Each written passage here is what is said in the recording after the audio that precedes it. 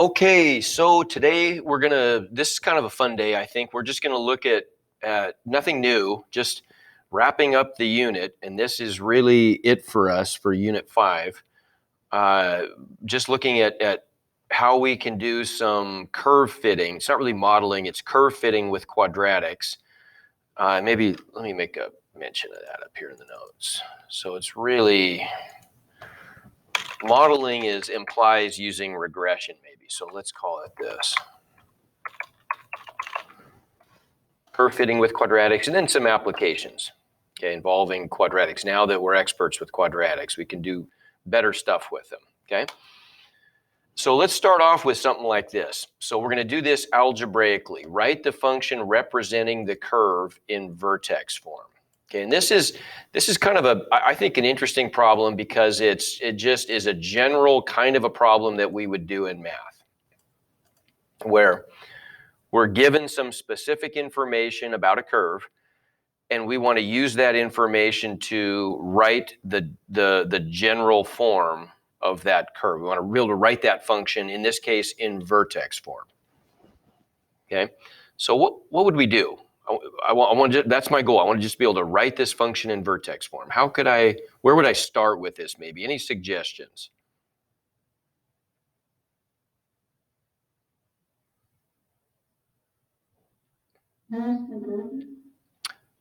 Say that one more time, Maria. It was kind of garbled. I didn't hear it. Say that one more time.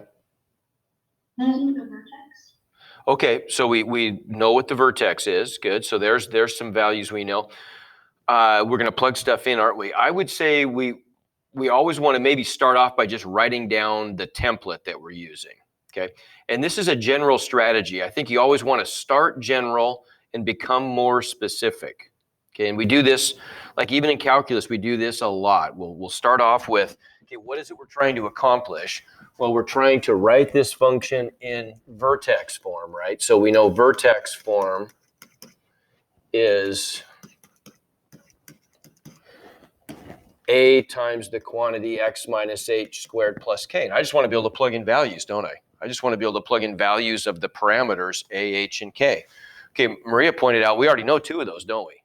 Two of those are obvious. We know the coordinates of the vertex, and so we can see that h is 7, k is -5. So we're 2/3 of the way done here already, right? We end up with x minus 7 squared plus -5, so -5. And all we have left to do is plug in a value of a. How are we going to do that?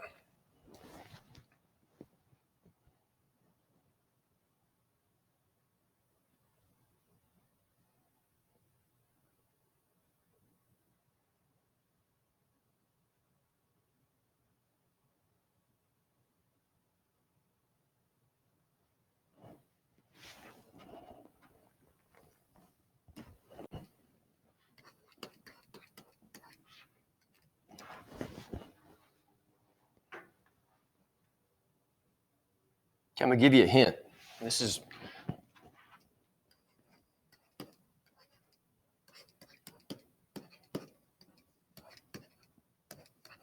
My hint is just a reminder that f of x is really just, the outputs are just values of y, right?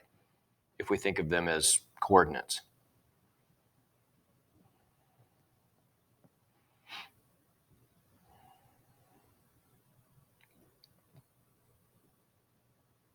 Let me ask you a question. That bottom equation that I wrote, how many unknowns are there in that bottom equation? Okay, I'm seeing some 1s and some 3s here. Oh, no, 1 changed to a 3. So there are 3. Yeah, there are 3, aren't there? And I understand why somebody might have said a 1. Hang on.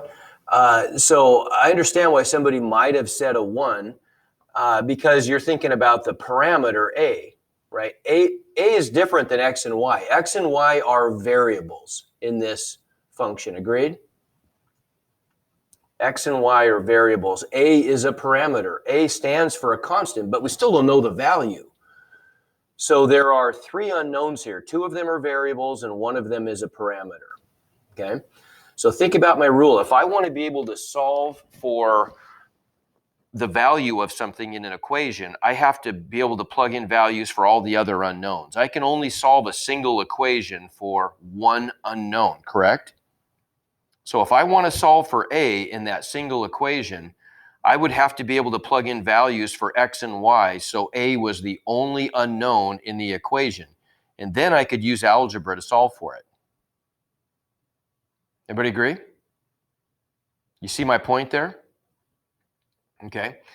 So how could I do that? I used the vertex. The vertex is a special point, and it gave me two specific pieces of information. But that other point that they gave me is a solution to the function, isn't it? Right? It's a solution to the equation we get when we write out the function. And so that's also useful. What's special about this point? You know, why is this important to me? It's kind of hard for you guys probably to even see that, but that's the ordered pair, 3, 3. That's a point on my function. What's that telling me?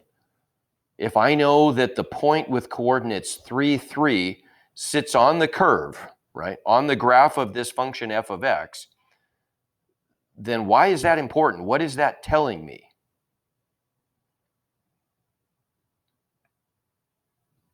You can plug it in for X and Y in the equation to solve for A. You can, exactly, right? That's telling me essentially, you fill in the blanks, f of blank equals blank. Sarah, help me out there. You're on the right track. F of 3, right? Yeah, you're right. No, you're right. You're right. F of 3. F of 3 equals A times. Well, it equals 3, doesn't it, though? Right. You see, if 3 is the input and 3 is the output, then if I input a 3 for x, I'm outputting a 3 for f of x, right? Okay, so then I can plug that stuff in. I can plug 3 in there and 3 in, I can plug 3 in there and I'm going to get back 3 for the value of f of x, right? F of 3 is equal to 3, which is equivalent to just plugging in values for x and y if I write it with x's and y's instead of f of x's, right? I end up with 3 equals a times the quantity 3 minus 7 squared minus 5. Well, there's only a single unknown there. I mean, that's no big deal. I can solve for a, right? If I simplify this, 3 minus 7 is -4, squared is 16, right? So I'm going to get 3 equals 16a minus 5. And now all I have to do is just, add 5 and divide by 16, right? So I get 16a equals 8. So a equals 1/2. Everybody agree? And I've got it, right?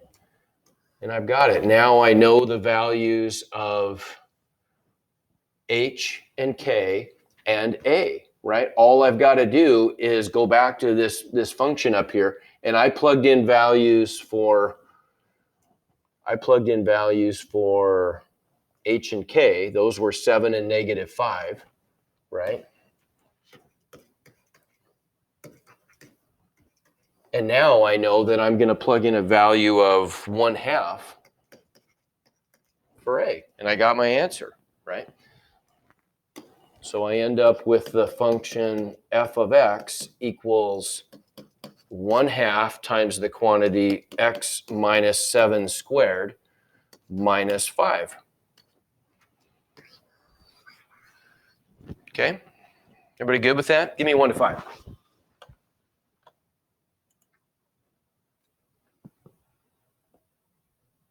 Okay? And if we had to, break this down into steps, think what we're doing. We're using the fact that the vertex gives us 2 of our 3 parameters, and then I'm using the other solution, the coordinates of the other point to solve for the missing parameter, and then I know all three parameters and I'm done. Okay? Okay, let's do the same problem, but let's legally cheat here. This time we have access to a graphing utility. Okay, so how could we do this problem using a graphing utility? This is kind of fun to me, where we get to use technology as a tool, and it's a really good tool. So I'm going to pull up Desmos graphing.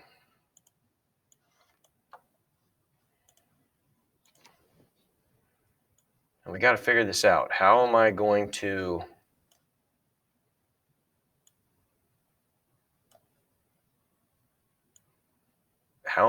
do this? How am I going to come up with, in Desmos graphing, how am I going to come up with a formula in Vertex form for this information? Right?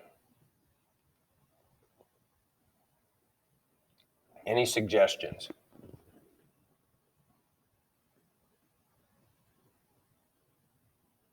I'll give you a hint. It has to do with regression.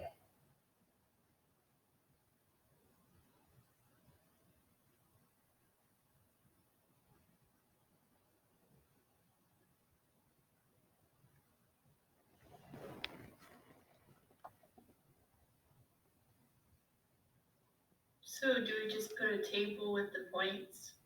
Yeah, okay, we put it, there you go. We're going to put a table with the points. Good. So we're going to add a table. And we've got points here. So I've got the point 7, -5, right? And I've got the point 3, 3. Okay, good. And now we'll try a regression here.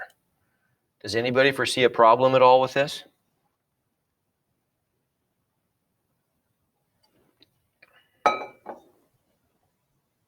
Anybody? Okay, let's try it, see what happens. So we're going to do, I think we have to use y with regression, don't we? I think we had to do that. So y is approximated by a times the quantity x minus h. Oops, I got to do y1. Sorry, I forgot how to do this, didn't I? y1 approximated by the quantity a times the quantity x1 minus h. And look what it does. So far, it's got a perfect fit, doesn't it? Right? So far, so good. We've got a perfect fit on this. R squared equals 1. Okay, even if I square this thing,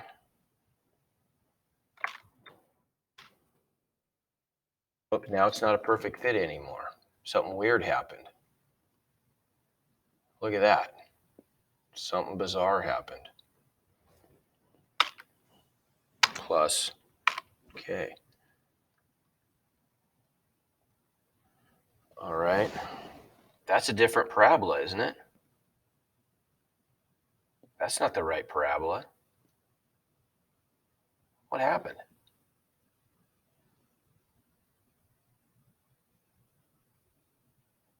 Didn't work. Okay, there's a problem with this.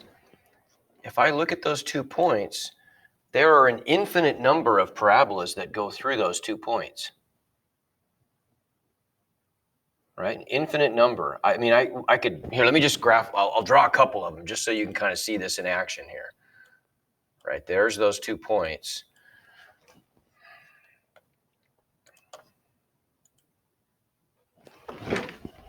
Like, here's one parabola that goes through those.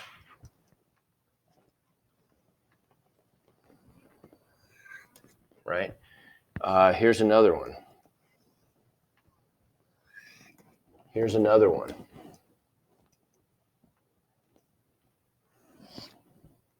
Whoops, that's supposed to go more like that, but you get the idea. There's an infinite number of them. What's the problem with that? How many points do I need to define a specific parabola? It's an important question. Okay, good. Adelaide's holding up 3 fingers. You're right, it takes 3, doesn't it? Takes 3. In fact, there's a pattern we can see with this. Let's see, I gotta go like that. There we go. There's a pattern, right? If I think about the different kinds of polynomials, and that's a word we haven't used yet, but we're going to next unit. We'll come back to this idea, but it's important for us to address this now. A line requires 2 points defines a line. Okay, what's the highest power in a linear polynomial? Well, x to the 1, right? If I have an x squared kind of a graph, so that we're going to call that a quadratic polynomial eventually. Just a quadratic function for now is all we call it, but it's actually a polynomial. We'll see why next unit. If the power of x in a polynomial is 2, the highest power, then I need 3 points. How many points do you suppose I need to define a cubic function where the highest power of x is 3? Hold up fingers. How many do you think? Or just type it in chat. Yeah, it's going to take 4, isn't it, right? So, and we'll understand why that is when we discuss the shapes of parabolas. It gets really interesting stuff. Then you'll get a real clear sense of why that is the case. But for now, we can just take it on faith that we need 3 points, right? Because it's not a line, it's a parabola, so we need 3. So how could we get another point? If we had another point, we could pin this thing down exactly. What do you think? I'm going to give you a hint. Go ahead, Sarah. Go ahead, Sarah. Can you just do like the opposite of the 3, like on the other side of the axis of symmetry? There you go. That was my hint, the axis of symmetry. Perfect, right? So we could reflect that point over the axis of symmetry to get a free point on the other side, couldn't we? Right? So what's my roadmap here from going from this point to this point? Well, in order to do that, it looks like I'm going over to the left of the vertex by 4, right? And I'm going, when I do that, I go up vertically on my parabola by 8.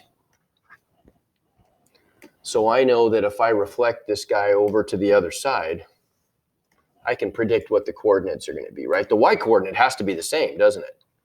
Right? Because it's being reflected over a vertical line. So that's a horizontal reflection, right? It's getting reflected over to the other side horizontally. So I already know that the y coordinate is 3. The x coordinate is just going to be, instead of going to the left by 4, I'm going to be going over to the right by 4. And so I'm going to get 11, aren't I? 11.3 is guaranteed to be a point on that parabola. Okay? And so now if we pull up Desmos, because of the symmetry of this thing, now we're in good shape. I can add a third point to this and watch what happens. Watch this thing snap into place when we add that third point. Boom, there it is. Okay, look at that. Look at that. And I want you to notice something here. What is r squared, right? Because that gives us the strength of our correlation. What's r squared?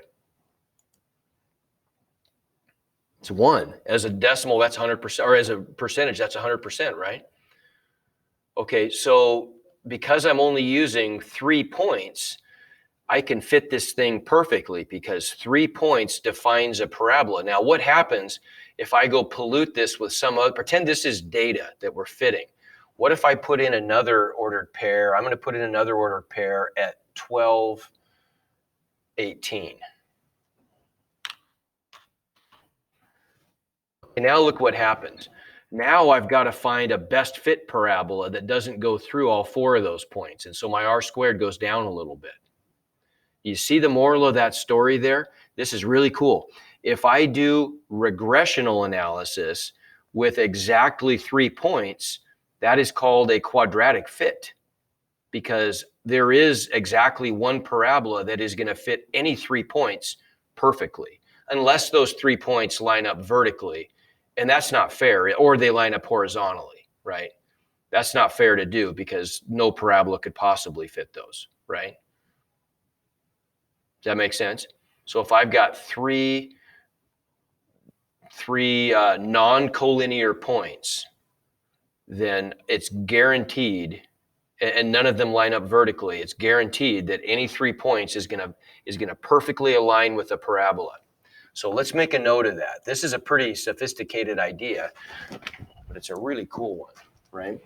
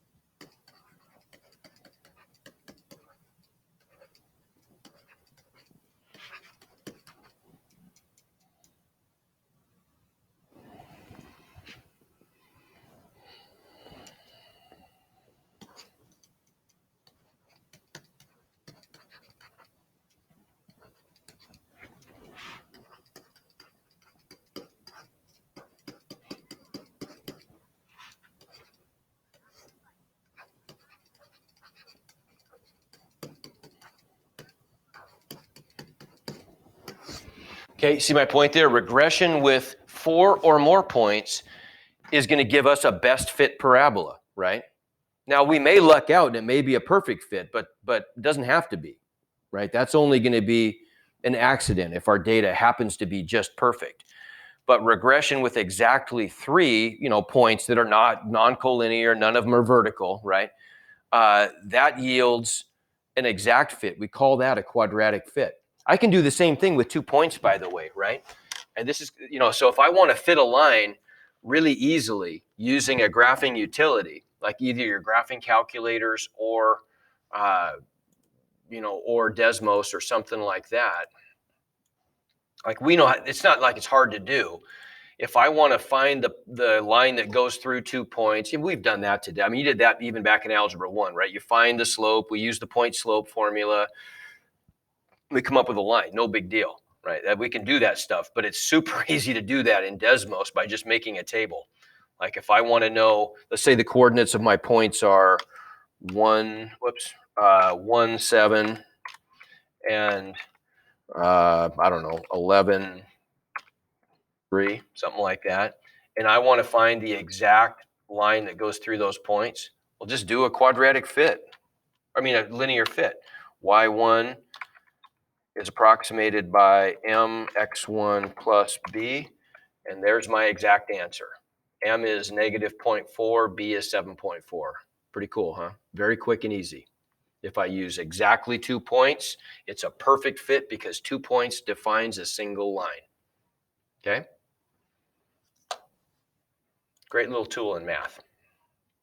I probably should put a picture of that in our notes. Let me do that and then we'll move on.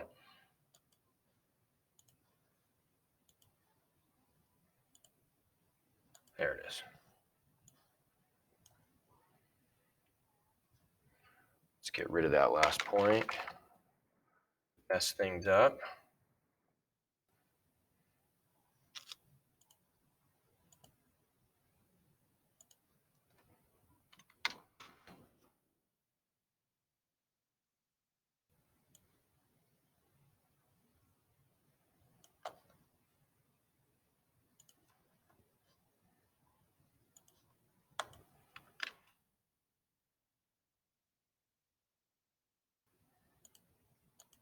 Okay, there, it's on your notes.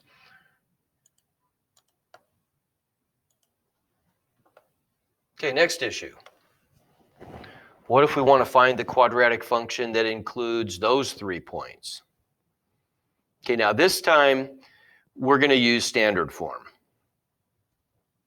because we don't know anything. We don't know that any of those points are a vertex, right? So vertex form would be pretty difficult, so we're going to use standard form. How could we do that? Think about that for a second. What's our strategy going to be if we don't have access to any technology?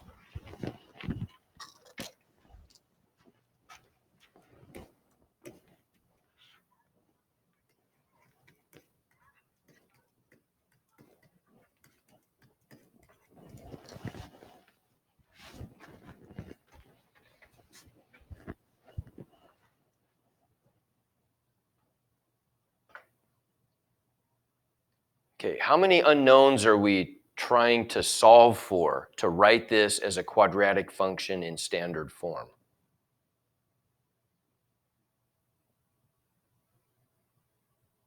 Give me a number. How many unknowns do we need to solve for in order to be able to write this as a quadratic function in standard form? Okay, good. I'm seeing people holding up 3 fingers. Everybody agree 3? I just need to know what A, B, and C are, right? I need to know what A, B, and C are, okay? So then how many, if I want to come up with, if I want to solve for those 3 unknowns, I'm going to need some kind of a system here, aren't I? I'm going to need a system with how many equations in order to solve for 3 unknowns? Hold up fingers.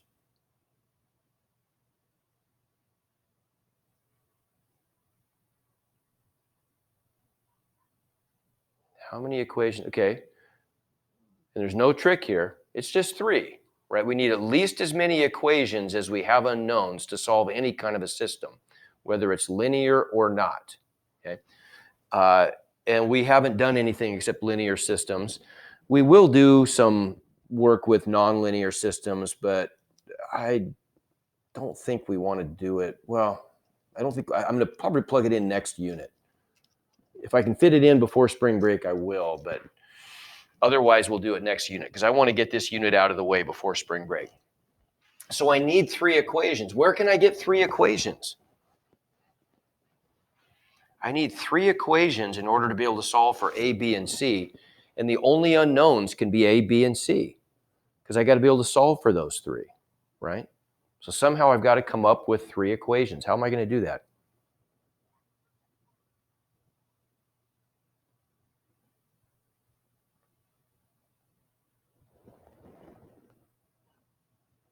Oh, Pagan, I got your message. Don't worry about it. You're fine.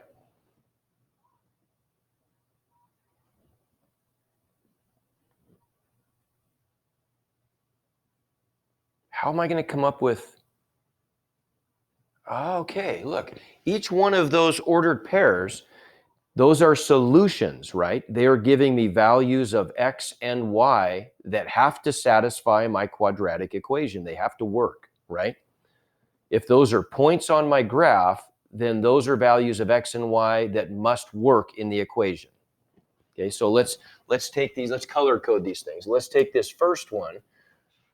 That'll be our green point. So if x equals 0, then y is guaranteed to equal 5.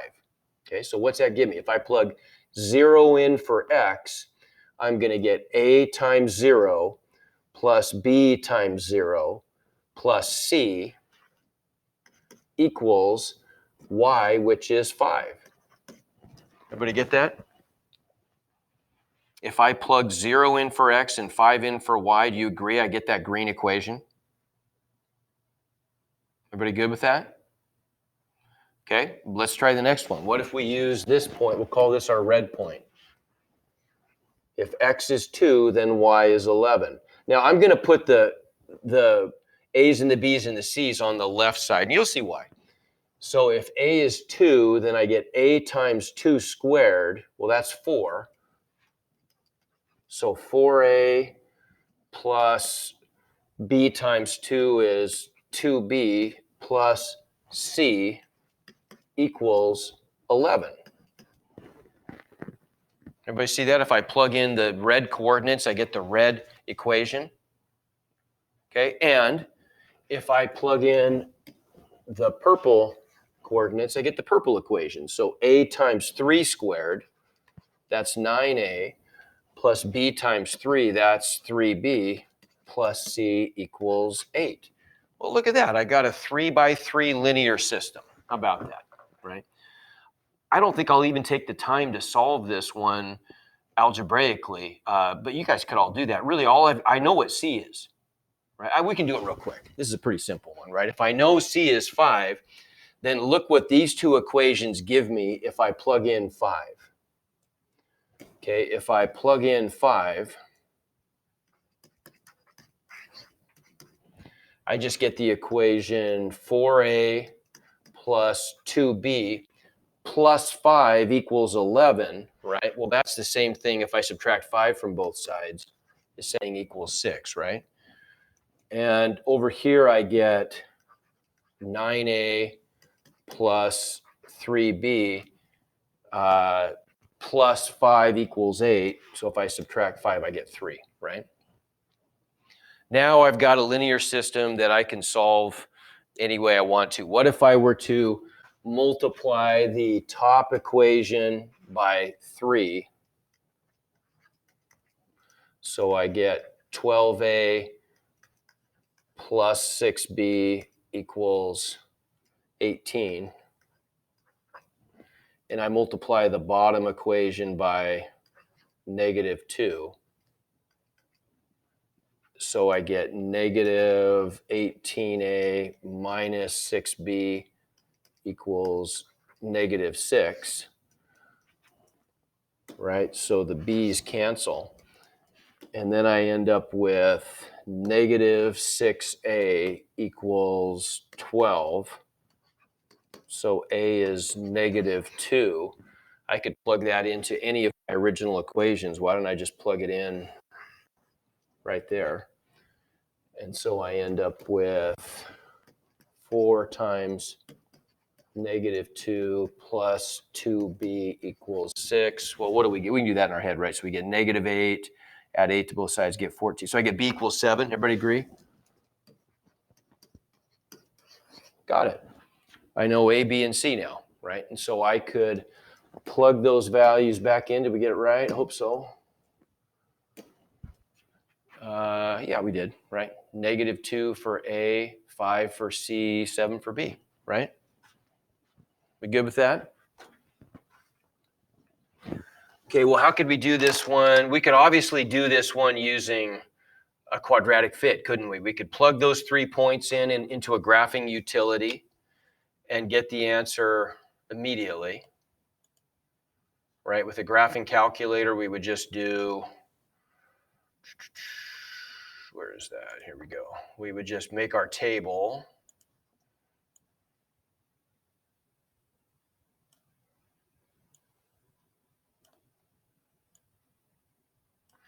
And we've already got this thing set up. I'm going to change the regression equation, though. So it's ax1 squared plus bx1 plus c, right? So it's in standard form, so we get the right parameters. And then I just have to go up here and just change the values in my table.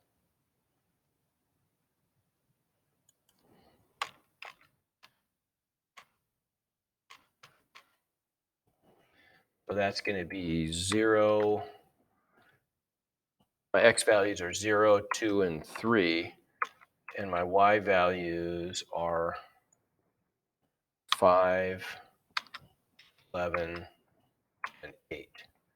And so there it is. Perfect fit, right? As it of course is going to be. Say you only use 3 points. Come on, there we go.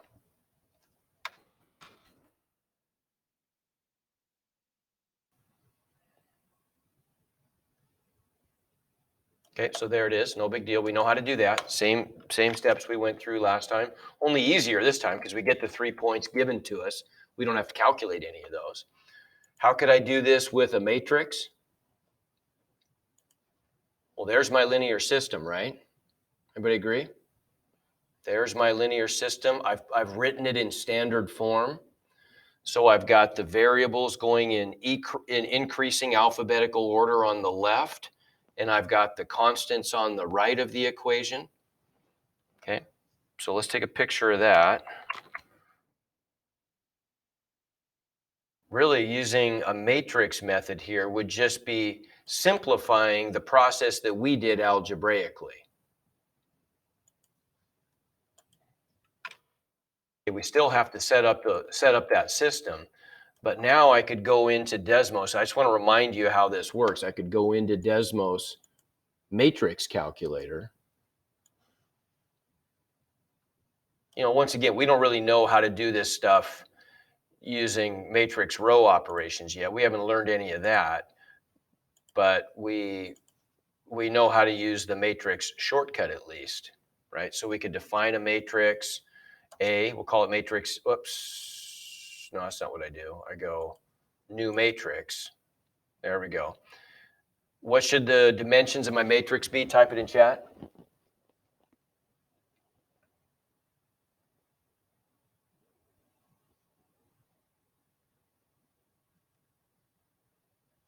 I got to go down here. How many rows do I need?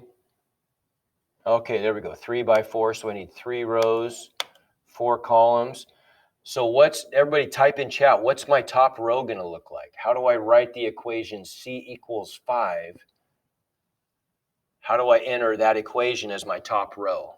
What would my coefficients need to be in my matrix?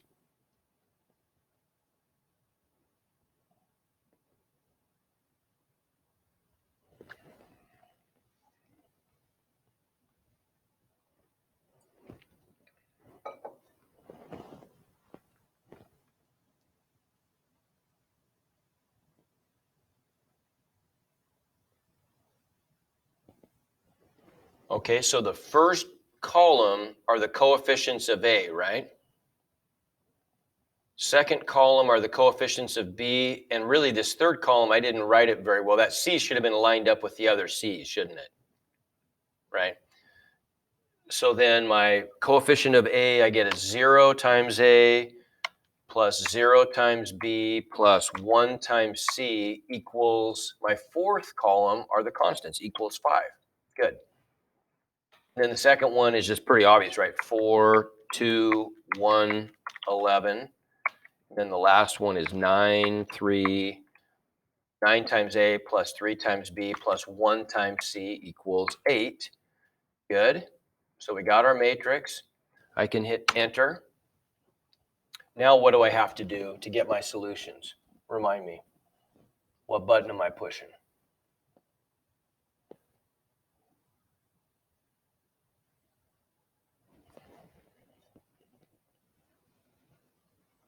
Isn't it the RREF? Yes, that's it. Good. So what that means, not that it's important, but that means we're going to put this matrix in reduced row echelon form. This is called echelon form when you write it like this. And so I just need to, I'm going to put what matrix in reduced row echelon form? Matrix A. There's my answer. Okay. And so I can see now my solutions. My solutions are given to me. Oh, darn it. There we go. My solutions are given to me by the rows.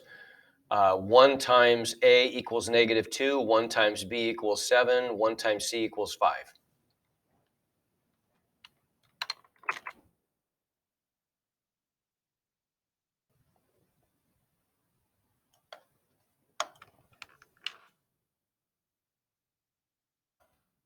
Right, so this is telling us, this is just telling us that A equals -2, B equals 7, C equals 5. Okay, and we just plug those into standard form and we're done. All right.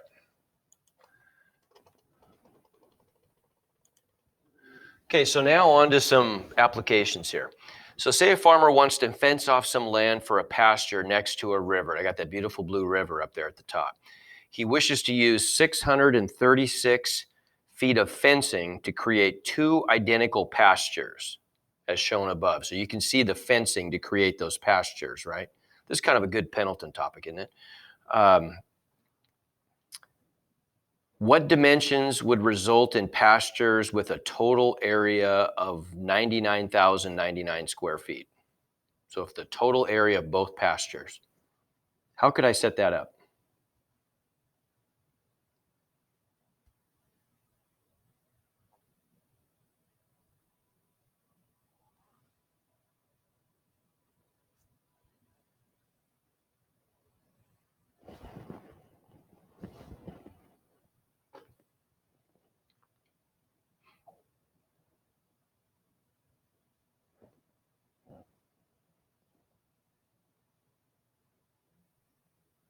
Any ideas?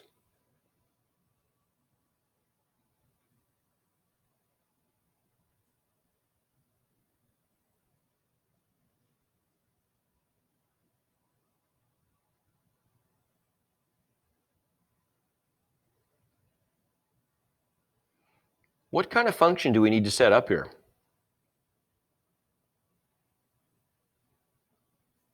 When I say what kind of function, I mean, what is its output supposed to be calculating? Like if I said a population function, that would be a function that's generating predicted populations for or something, right? What's this function going to be predicting? Wouldn't that be like the vertex? Because it would be like the maximum that would go. Okay, good. Now you're already thinking ahead. You're thinking ahead to the fact that we've been dealing with quadratic functions. There's no guarantee immediately that this is going to be quadratic, but it's a pretty good bet it's going to be, right? Because we're in our unit on quadratic functions, so it's a pretty good bet it's going to be quadratic. And if so, the maximum or the minimum frequently is given to us by the vertex. Well, we're always given a maximum or a minimum, right? But in this case, we're hoping that it's giving us a maximum because we're trying to maximize something. But what are we trying to maximize? Or not? We're not even maximizing it yet. We're going to, right? So how about if we do part 2 first? Maybe that makes more sense. So let's look at this question. What dimensions would maximize the area of the pasture? So what's the quantity that we're maximizing? Okay, it's not the area. Good. Okay, so we're trying to find the dimensions, but the quantity that we're trying to maximize is area. And in the first part of the question, we're trying to find how is the area going to equal 99,099, right? So either way, we've got to come up with an area function, don't we? We want to know, so we want area to equal some function, and then we can set that function equal to 99,099 to create an equation for the green question, right? For the red question down here, we're just going to try to maximize that area function. We're doing 2 different things, but both of them are being done with the area function. Okay, so what's the total area of this combined pasture land going to look like? I mean, we have to come up with, how do we calculate an area of, it looks like it's a rectangle. So in general, how do we calculate the area of a rectangle? Length times width. Length times width, right? Good. Okay, so we could call, how about if we call this whole width? We can do this a couple of ways. Let's start off by calling the entire width y. How about, I got those backwards, didn't I? X and y. Well, it doesn't matter. You get the idea. So if I call this whole distance y, then the entire area is just x times y, isn't it? But that's not helping me much if I have area as a function of 2 different independent variables. I need to get area as a function of a single variable, right? So that means I need to be able to make a substitution here. I need to be able to maybe substitute for y in terms of x, something like that, okay? There's another issue comes up here.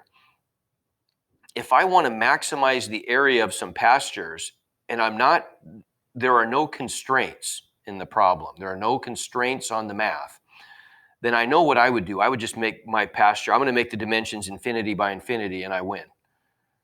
Right? That's going to be the biggest possible pasture. Okay, but there are some constraints. There are some constraints on this problem. What is the constraint on how big we can make our area?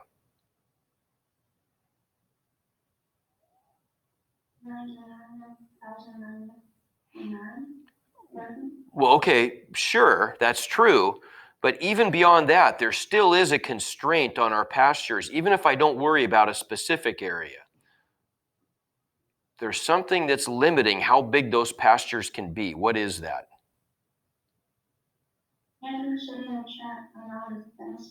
The fencing, yeah, look at that.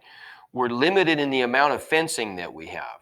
Okay, now I'm covering this at a much different level with you guys than I would with a regular Algebra 2 class because I'm getting you ready for calculus here at this point. I'm getting you ready for these kinds of problems we're going to do in calculus. And I want you to see a connection here. This is a really cool connection, but you got to focus. This is a kind of a, it's going to hurt your brain a little bit, but this is a very cool relationship. I want you to make a connection here between the fact that our constraint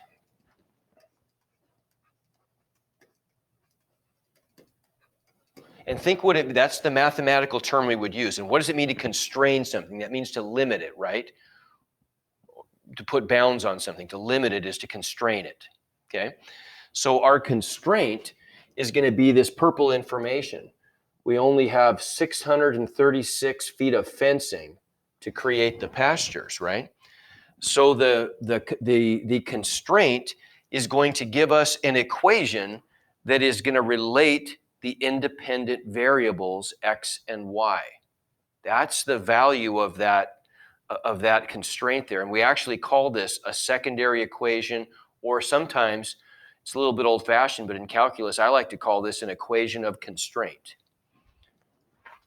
So our constraint is going to give us the equation. Well, what? You tell me. If I have 636 feet of fencing, how can I use that to come up with some equation involving x and y?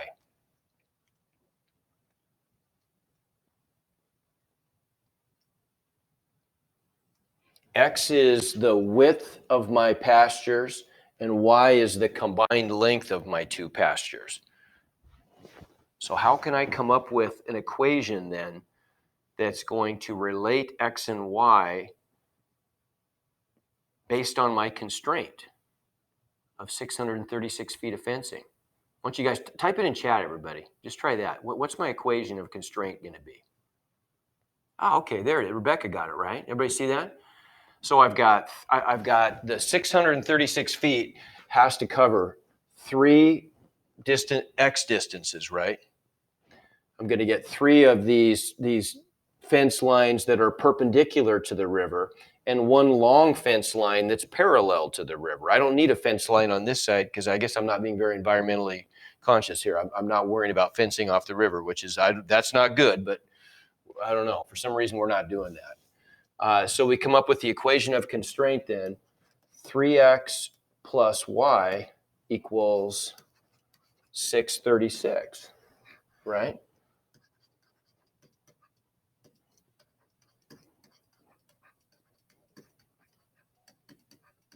So there's my equation of constraint. Well, I want to be able to write, ultimately my goal is I want to be able to write this area function as a function of only a single variable. For example, a of x or a of y, either one would be fine. But in our case, so I'm going to need to be able to make a substitution. I either need to be able to substitute for y in terms of x or x in terms of y. Now look what we've got down here. It's really easy for me to isolate that y, isn't it? I can just get y equals 636 minus 3x. And really I should put the box around that equation because that's my substitution equation, right? So now I can replace the y with a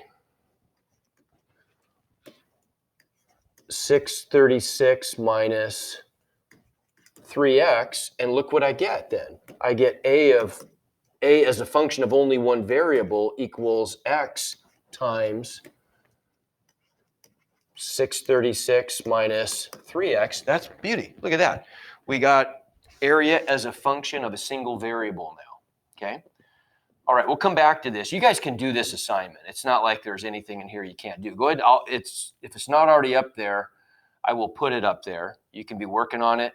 But we will spend a little more time on this on, what is it, Monday, right? On Monday, okay?